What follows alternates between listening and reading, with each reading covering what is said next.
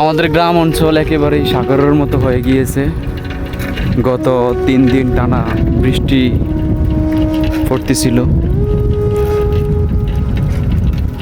শুধু পানি আর পানি। দূর থেকে মরুভূমির মতো মনে হচ্ছে, আসলে এটা মরুভূমি নয়, এগুলো সবই পানি, একেবারে তলিয়ে যাওয়ার মতো অবস্থা। গ্রাম অঞ্চলে অসংখ্য পুকুর থেকে বান ছুটে মাছ বের হয়ে আসছে, তাই এখন মানুষ জাল দিয়ে মাছ ধরতেছে।